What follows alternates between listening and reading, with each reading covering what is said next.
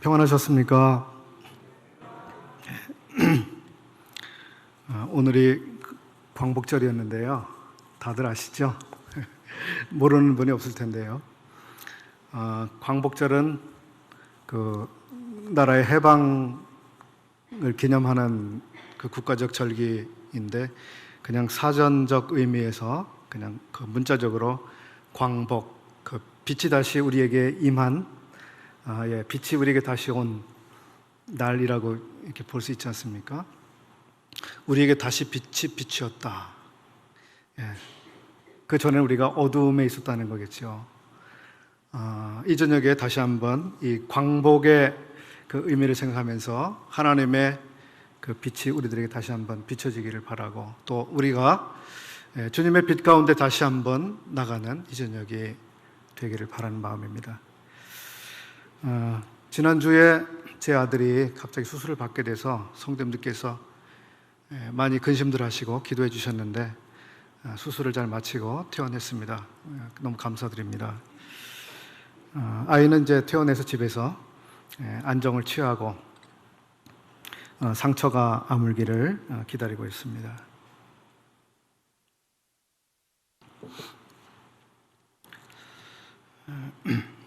제가 시간 세팅 좀 하겠습니다. 오늘 열왕기하 21장에 나온 유다왕 므낫세, 이 므낫세에 대해서 저희들이 함께 상고해 보겠습니다. 므낫세는 어떤 사람인가에 대한 그의 소개라고 할까요? 그의 프로필을 한번 생각을 해보게 되는데요.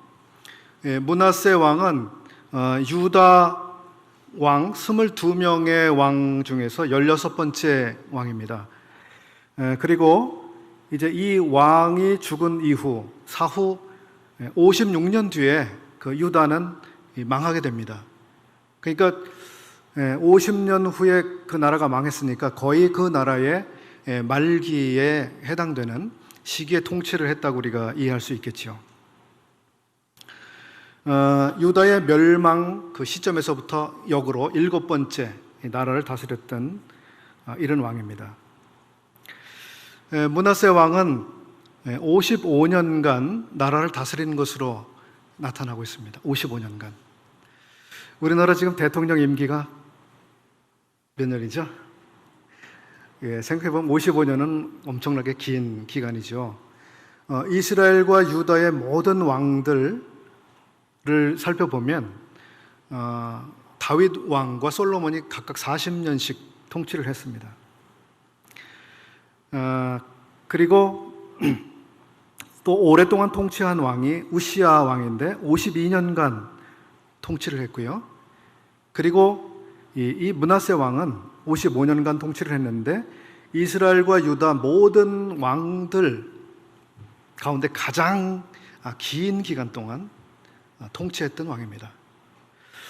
참 유별난 왕이 되죠. 어떻게 해서 이렇게 하나님께서 그에게 장기 집권을 하도록 하셨을까?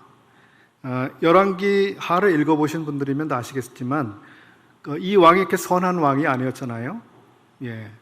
아주 악하고 경건치 않은 왕이었는데 가장 오랫동안 나라를 다스리도록 하나님이 그렇게 허락을 해주셨습니다. 왜 하나님께서 그렇게 하셨을까 하는 의문이 우리 마음에 생길 수 있는 부분이죠. 사람들은 정의가 승리한다고 믿으면서 살아갑니다. 저도 마찬가지입니다. 정의가 이긴다. 정의가 언젠가는 이긴다. 그리고 궁극적으로 승리한다라고 하는 믿음을 가지고 있습니다. 그런데 정의가 승리하는 것은 우리의 기대만큼, 또 사람들이 기대하는 만큼 빠르게 오지 않는다고 하는 것이 또한 우리의 현실입니다. 사람들이 기다리는 만큼 이 정의가 실현되는 것은 잘 이루어지지 않습니다. 그렇기 때문에 사람들은 정의를 실현해 주실 이 심판자가 언제 오실지 항상 기다리고 있는데요. 또 어떤 사람들은 너무 기다리다가 언제 오실지 이제 알지 못하기 때문에 흐트러지기가 쉽죠. 그래서 언제 오실지도 모르니까 이렇게 생각하기도 하고, 어떤 사람들은 오신다고 하는 것 자체에 대한 회의를 갖는 사람들도 있습니다. 그렇게 하면서 이제 이 세상의 불의에 자기도 편승해서 살아가는 경향이 나타나게 되죠. 이러한 우리들의 경향, 또 정의가 속히 실현되지 않는 이러한 것 때문에 우리는 이런 말씀을 자주 기억해야 된다고 보는데, 야고보서에서는 이렇게 기록해주고 있습니다. 그러므로 형제들아, 주의 강림하시기까지 길이 참으라. 길이 참으라. 이게 뭐죠? 참고 또 참고 기다리고 또 기다리는데 절대 긴장을 놓치지 말고, 심판자가 오신다고 하는 것, 정의로운 그분의 통치가 실현된다고 하는 것을 항상 염두에 두고 기다리고 있으라고 하는 말씀일 것입니다. 너희도 길이 참고 마음을 굳게 하라. 주의 강림하심이 가까우니라. 구절은 특별히 믿는 자들 사이에 있어서 이 주의 강림에 대해서 이런 말씀하고 계시는데, 형제들아, 서로 원망하지 말라. 그리하여야 심판을 면하리라. 보라, 심판자가 문 밖에 서 계시니라. 우리는 정의의 실현, 그리고 심판자께서 오시는 것과 관련해서 이 불의한 세상뿐만 아니라 믿는 자들 사이에 있어서도 주님께서 지금 여기에 오시게 된다고 하면 우리가 그분 앞에서 어떠한 사람들로 발견될 것인가? 우리가 누군가를 원망하다가 발견된다고 하면, 어떤 형제를 원망하다가 발견된다고 하면 어떻게 될까요? 참 부끄러운 일이 되겠죠.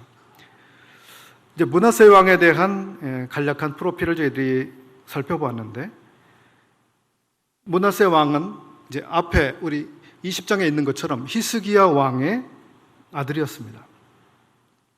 그의 아버지 히스기야와 너무 극적으로 대비가 되는 아들로 나타나고 있는데요. 얼마 전에 한번 말씀을 드렸던 것 같은 기억이 있습니다만은, 러시아의 소설가 이반 투르게네프라고 하는 사람이 쓴 소설 아버지와 아들이라고 하는 소설이 있습니다. 읽어보신 분들이 더러 계시죠? 아버지와 아들.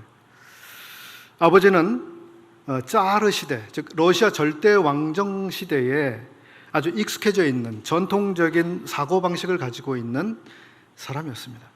그런데 그의 아들은 이제 러시아에 막 들어오기 시작한 유럽의 영향을 받고 있었죠.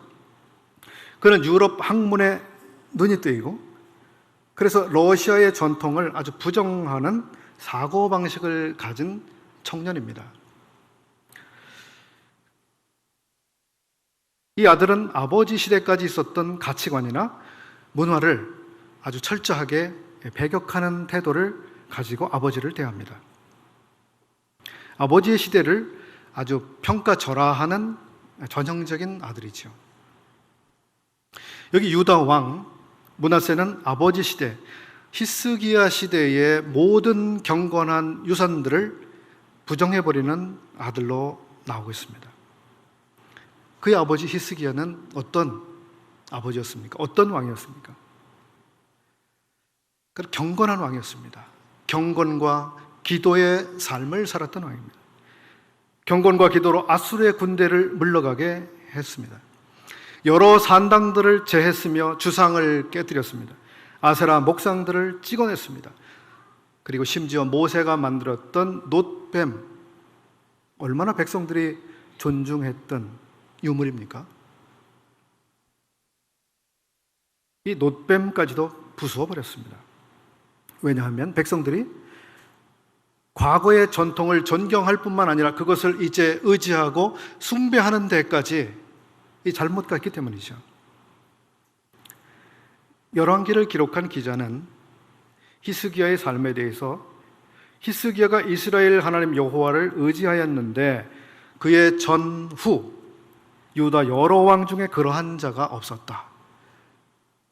얼마나 뛰어난 왕이었는지, 정말 백미라고 할까요?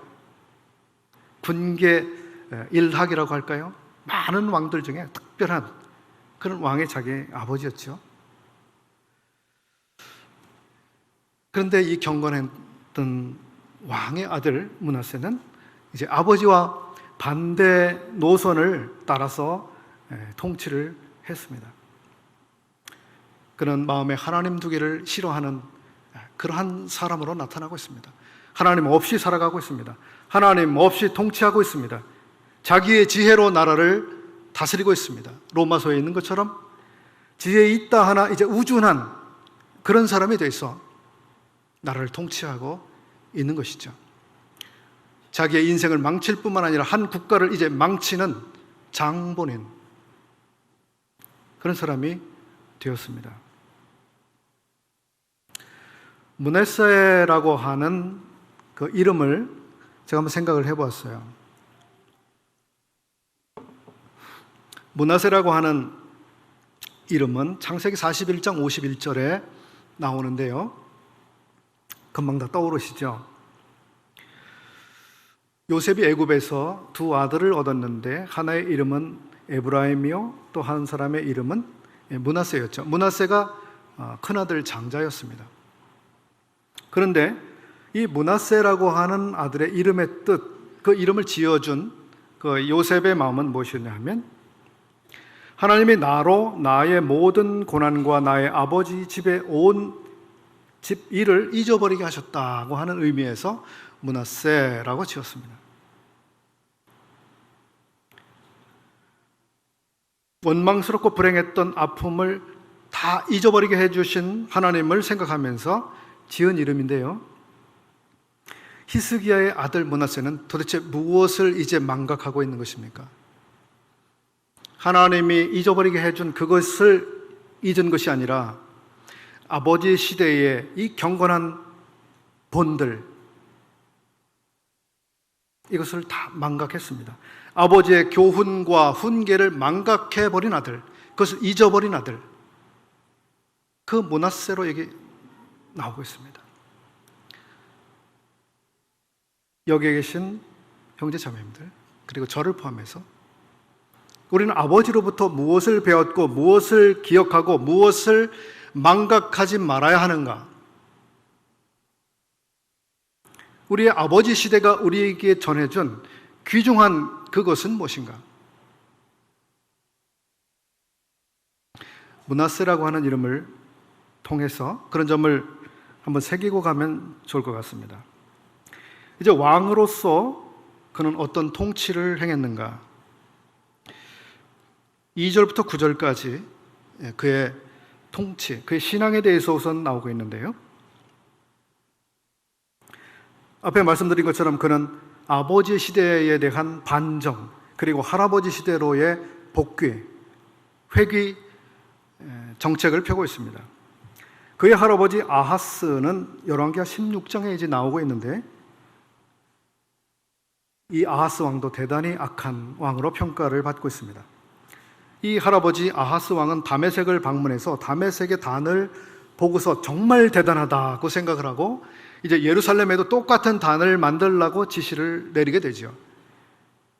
그리고 다메섹의 단을 모델로 삼아서 만든 단을 자기가 섬기고 백성들로 섬기게 만듭니다. 거기서 매일 드리는 상번제, 아침과 저녁에 드리는 제사를 드리도록 합니다. 그리고 거기서 더 나가서 경악할 만한 일을 만드는데, 그것은 무엇입니까? 자기가 새로 만든 단을 전에 이제 중심에 놓아두고 먼저 있었던 하나님의 놋단을 북쪽으로 옮겨버리는 것이죠. 자기 멋대로죠. 자기 멋대로입니다. 이것이 자기의 할아버지의 행한 일이었습니다. 이제 므낫세가 그 할아버지 시대로 회귀했어요. 그래서 그는 자기 아버지 히스기야가 헐어버린 산당을 다시 세웠고 바알의 단을 다시 쌓았고 아세라 목상을 만들어서 세웠습니다. 하늘의 일월 성신을 숭배하고 섬겼으며 그 신상들을 만들어서 그리고 단을 쌓았습니다. 심지어 자기의 아들을 불 가운데로 지나가게 하는 이런 일도 행했습니다. 점을 치며 사수를 행하고 신접한 자와 박수를 신임했습니다. 신뢰하고 믿은 거죠. 이 왕 므낫세는 하나님이 자기에게 주신 왕의 권한을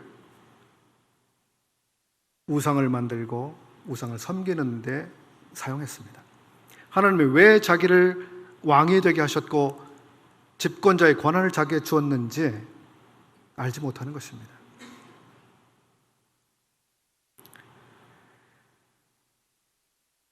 이 왕은 자기만 악한 길을 갈 뿐만 아니라 백성들로 하여금 악한 길을 가도록 만들었습니다. 그 우상으로 유다를 범죄케 하였다. 이렇게 기록을 하고 있습니다.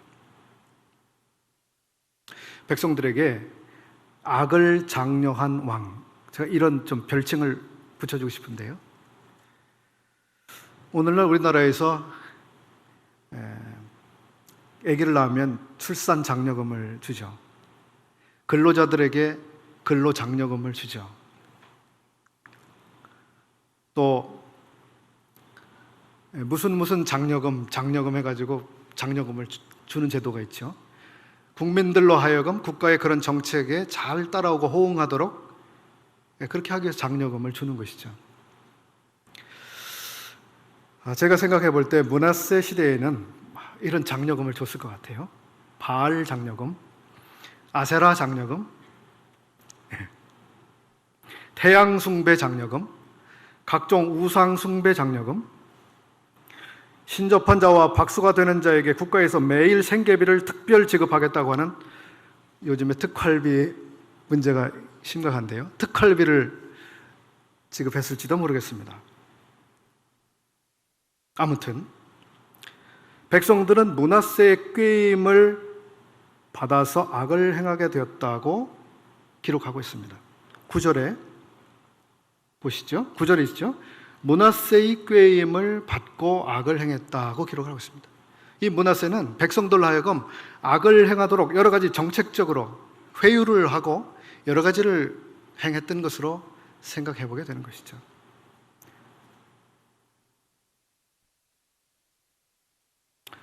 므낫세의 불경거는 이제 타의 추종을 불허하는 수준에 올라갔습니다. 최고. 당신이 최고.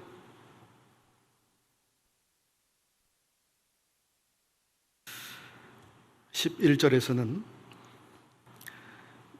유다왕 므낫세가 이 가증한 일과 악을 행한 것이 그 전에 있었던 아모리 사람의 행위보다 더 심했다. 이방 사람들보다 더 심한 우상 숭배자가 되었다고 기록을 해주고 있습니다. 지금 우리나라의 그리스도인들이 염려하고 있는 문제, 저는 현재 정부의 정책에 대해서 그리스도인들이 우려하는 것이 경제 문제 때문에, 혹은 통일 정책 때문에, 외교 정책 때문에, 혹은 노동 정책 때문에 그리스도인들이 우려한다고 생각하지 않습니다. 그리스도인들이 걱정하는 것은 지금 정부의 도덕적인 문제일 것입니다. 하나님이 싫어하시는 것, 지난 세대가 너무도 악하다고 판단해온 그런 도덕적 기준들, 이것을 다 무너뜨리고 있는 것이죠. 자유와 인권이라고 하는 이름으로 도덕적으로 어떤 성역도 없는 시대를 만들어가는 것처럼 비춰지고 있습니다. 그래서 우리는 긴장합니다. 염려하고 있습니다. 무엇이든 할 수 있어. 무엇이든 다 할 수 있어. 무엇이든 당신들의 마음대로 다 해도 돼.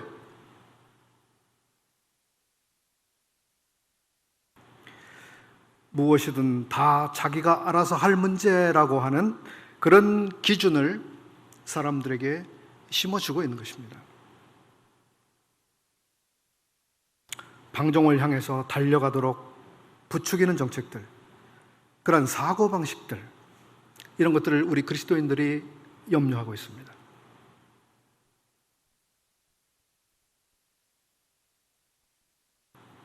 서울에서만 행해지던 퀴어 축제가 얼마 전에 대구에서도 있었고요. 그것을 비롯해서 그것을 입법화하고자 하는 노력은 끊임없이 계속되고 있습니다.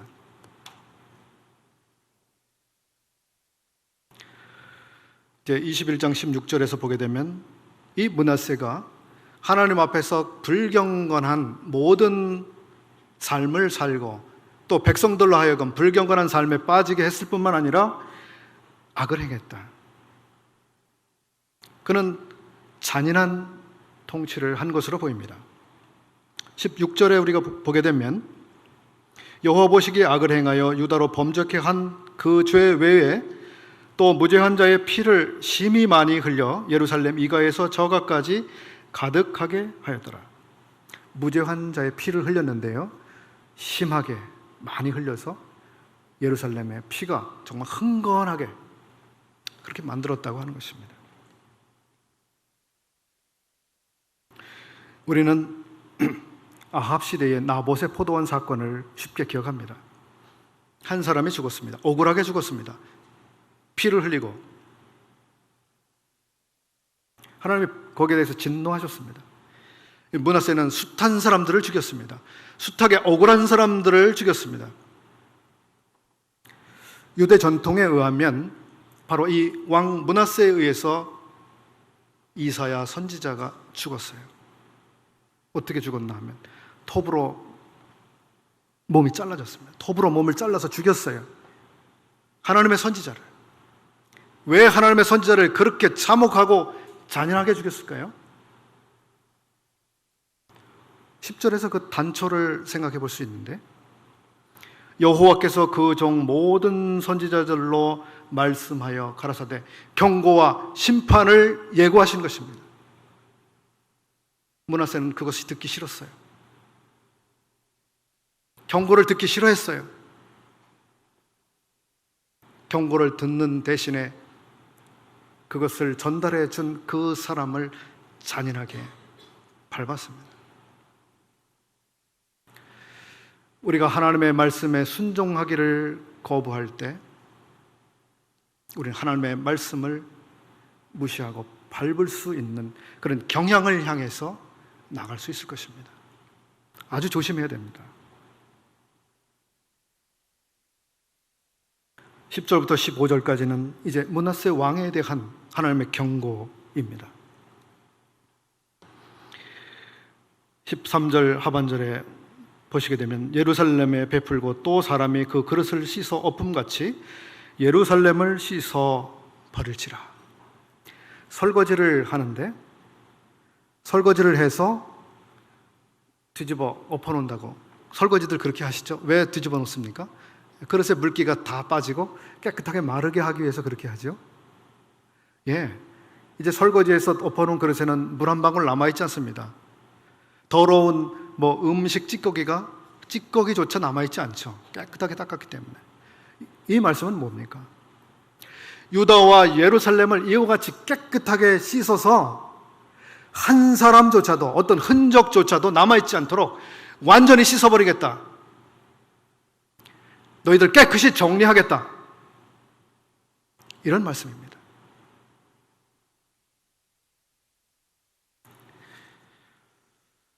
므낫세 다음의 왕은 선한 왕입니다. 그렇죠? 요시야 왕. 근데 요시야 왕이 비록 경건한 쪽으로 다시 개혁을 단행하고 어느 정도 그것을 이루었지만 하나님은 므낫세 때에 심판하기로 작정하신 그것을 돌이키지 않으셨습니다. 므낫세의 악행 때문에 유다를 끝끝내 심판하신다고 말씀하셨습니다. 이 므낫세의 악이 얼마나 극에 달한 것이었는지 우리 생각해 보게 되는 것입니다.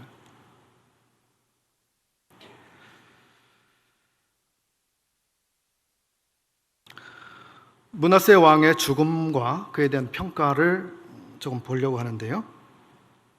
우리 열왕기 21장 18절에는 므낫세가 그 열조와 함께 잠들었다고 기록하고 있고 그 궁궐 동산 곧 우사의 동산에 장사됐다고 기록하고 있습니다.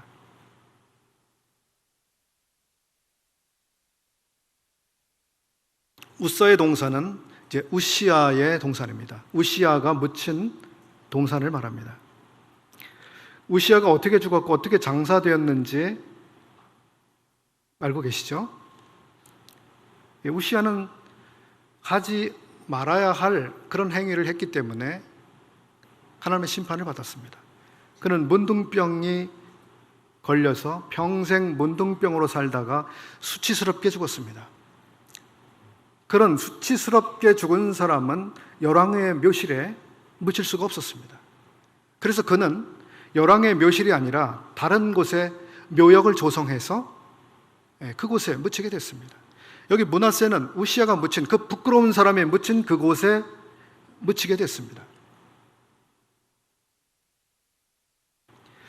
우리가 열왕기, 상하 그리고 역대기를 읽어보게 되면 유다 왕들이 어떻게 죽었고 그리고 죽은 다음에 백성들이 그 죽은 사람을 어떻게 대했는지, 그 사람이 어디에 묻히게 되었는지를 꼭 기록해주고 있는 것을 우리가 발견하게 됩니다. 그가 어떻게 죽었으며 어디에 묻혔더라, 어떻게 장사되었더라, 기록을 꼭 남기고 있습니다. 의미가 있기 때문이겠죠. 국립현충원 가보셨습니까? 동작동? 그 묘역이 다 이렇게 구분이 되어 있죠. 대통령들이 묻히는 묘역이 있고요, 장군들이 묻히는 묘역이 있고요, 국가유공자들이 묻히는 묘역이 있고요, 순국 선열들이 묻히는 묘역이 있고, 이렇게 묘역이 구분이 되어 있죠. 박정희 대통령의 묘지는 그 묘역의 맨 위쪽에 있다고 그렇게 합니다.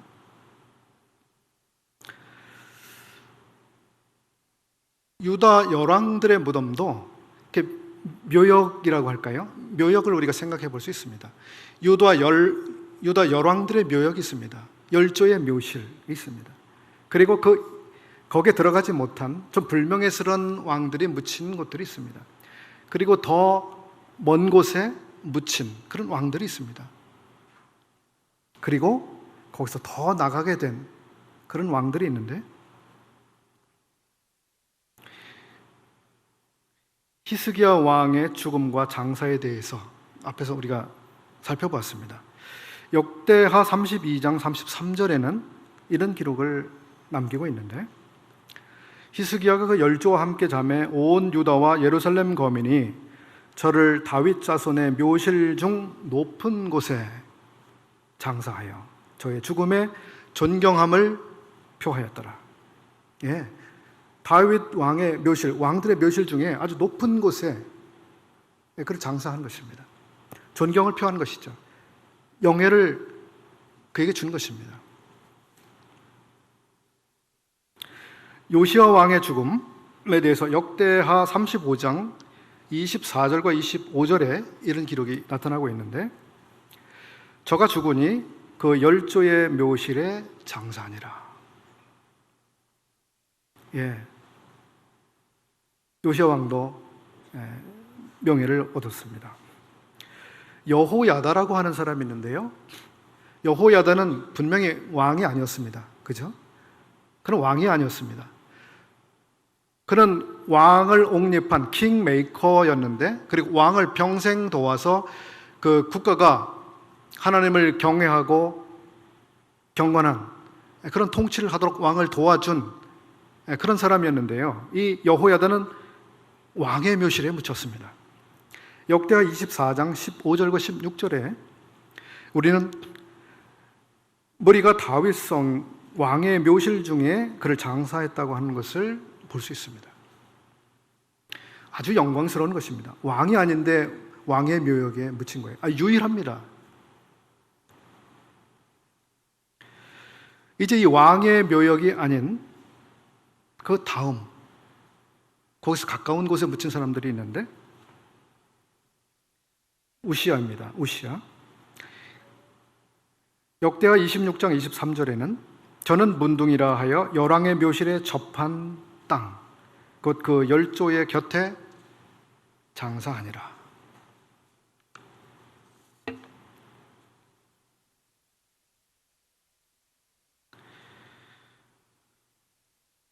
그리고 이제는 조금 더 먼 것, 열왕의 묘실에서 조금 더 떨어진 것, 즉 다윗 성이라고 하는 같은 성에는 묻혔지만 열왕의 묘실에는 들어가지 못한 사람들이 나타나는데, 요아스라고 하는 왕이 그러했습니다. 요아스는 여호야다와 함께 통치를 잘 수행했었는데요, 여호야다 사후에 저는 아주 엉망진창으로 나라를 다스렸어요. 아하스, 앞에 살펴보았죠? 아주 악한 왕 아하스, 이 사람도 열왕의 묘실에 들어가지 못했습니다. 28장 27절에는 이렇게 기록하고 있는데, 열왕의 묘실에 들이지 아니하고 예루살렘 성에 장사하였더라, 이렇게 기록하고 있습니다. 여호람이라고 하는 왕의 죽음에 있어서는 역대하 21장 18절부터 20절까지 우리가 보게 되면 언제 한번 언급을 해드린 것 같습니다만, 참 비참한 죽음을 죽었습니다. 고치지 못할 병에 들어서 창자가 몸에서 다 흘러나와서 아주 고통스럽게 비참하게 죽어갔는데요, 19절에는 백성이 그 열조에게 분향하던 것 같이 저에게 분향하지 아니하였으며, 20절 다윗성에 장사하였지만 열왕의 묘실에는 두지 아니하였더라, 이렇게 기록하고 있습니다. 우리 성도님들, 어디에 묻히시면 좋을까요? 어디에 묻히시고 싶으세요? 어떤 곳에 묻히기를 원하십니까? 여호아하스라고 하는 왕이 나오는데요, 이 뒤에 나옵니다. 여호아하스 왕의 죽음과 장사됨은 열왕기하 23장 34절에 나옵니다. 바로 느고, 즉 이집트 왕이죠. 바로 느고가 요시아의 아들 엘리야김으로 그 아비 요시아를 대신하여 왕을 삼고 그 이름을 고쳐 여호야김이라 하고, 여호아하스는 애굽으로 잡아갔더니 거기서 죽으니라. 그리고 거기서 장사됐겠죠. 그는 유다 땅에서조차 죽지 못했습니다. 뒤에 나오는 마지막 왕, 여호야김인가요? 그 왕도 바벨론에 끌려가서 그 최후를 맞게 됐습니다.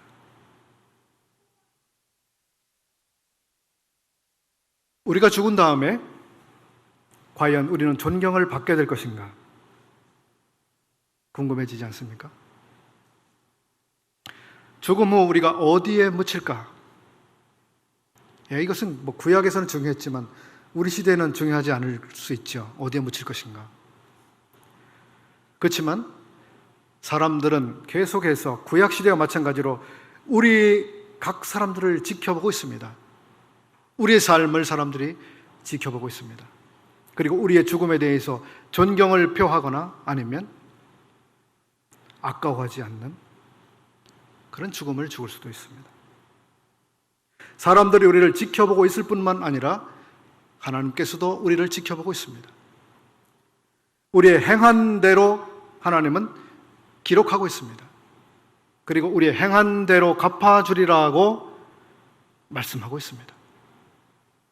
구약시대의 열왕들에 대한 그들의 삶과 통치를 그 시대 사람들이 지켜보고 그들의 죽음에 대해서 애도하고 존경을 표한 그런 정도가 있는 것을 우리가 발견하는 것처럼 우리의 죽음의 뒤에 하나님께서는 우리의 행한 대로 낱낱이 평가하시고 보상하실 것입니다. 이것이 우리의 오늘의 삶을 사는 데 있어서 우리가 함부로 살아갈 수 없는 충분한 이유가 되는 것이죠. 이제 결론적으로 조금 생각을 해보겠는데요, 므낫세 왕은 그 아버지에게 도대체 어떤 아들이었나 하는 것을 기억하고 가면 좋겠습니다. 그리고 나는 지금 어떤 아들인가? 어떤 아들인가? 우리 주님은 아버지에게 과연 어떤 아들이셨는가? 얼마나 놀라운 아들이셨는지. 나는 항상 아버지의 기뻐하시는 일을 행하고 있다. 나는 항상 아버지께서 말하라고 하는 그 말만 하고 있다. 나는 항상 아버지께서 무엇에 관심을 갖고 계시는지, 무엇을 하라고 하시는지에만 관심을 가지고 있다. 내가 아버지의 뜻을 떠나서 행한 것은 아무것도 없다. 나는 항상 아버지 마음에 있는 것을 행하면서 살아오고 있다. 이 아들을 향해서 아버지께서는 이는 나의 사랑하는 아들이면 나의 기뻐하는 자라고 말씀하신 것입니다. 나의 항상 기뻐하는 아들, 항상 아버지의 뜻을 존중하고 그 뜻을 따라서 사는 아들, 이 아들을 내가 사랑하고 있다. 우리에 대해서 우리 주님께서 너는 나의 사랑하는 아들이다. 내가 너를 기뻐한다. 너는 내가 관심을 가지고 내 마음에 있는 것을 내가 그렇게 힘써 행하는 넌 나의 아들이다. 과연 그런 평가를 해 주실 것인지.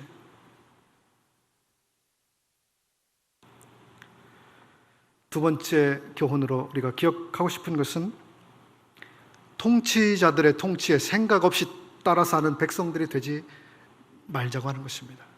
므낫세 시대에 그 백성들은 므낫세의 꾀임에 빠져서 똑같이 악을 행했습니다. 그래서 그 나라에 온통 악이 가득 차게 됐습니다. 통치자의 꾀임에 빠져들었습니다. 경건치 아니한 지도력에 대해서 아무런 생각 없이 따라갔습니다.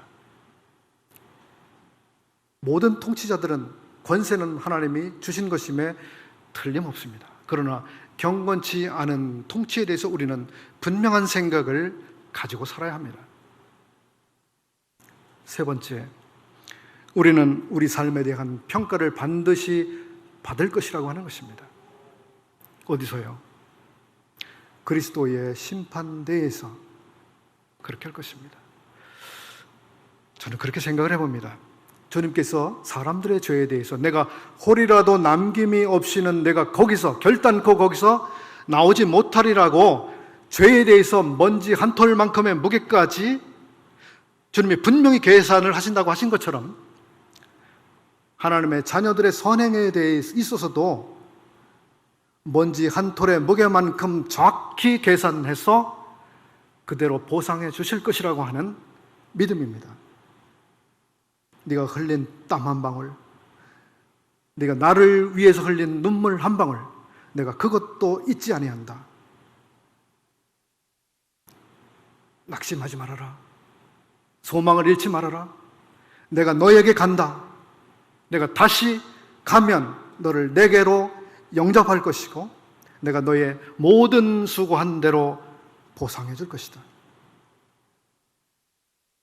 이 소망을 잊지 말고 주님을 향해서 계속 힘있게 걸어가는 모든 형제자매들 되시기를 바랍니다. 기도하고 마치겠습니다. 고마우신 아버지 하나님, 저희들에게 구약의 인물들을 통해서 여러 가지를 교훈받을 수 있게 해주신 것을 감사드립니다. 선한 왕들을 통해서 참 경건의 본 교훈을 받게 하시고 또 경건치 아니한 이런 왕들을 통해서 저희들의 경계를 삼도록 해주시는 은혜를 감사드립니다. 참 주님, 주의 성령께서 저희들 마음속에 깊이 이런 교훈을 새기게 하시고 경계를 새겨주시기를 원합니다. 참 저희들의 삶이 계속해서 주님과 함께 주님 안에서 주님을 기쁘시게 해드리는 이런 매일의 삶을 살도록 도와주시기를 원합니다. 허락하신 교훈 감사를 드리며 우리 주 예수님의 이름으로 기도합나이다. 아멘. 감사합니다.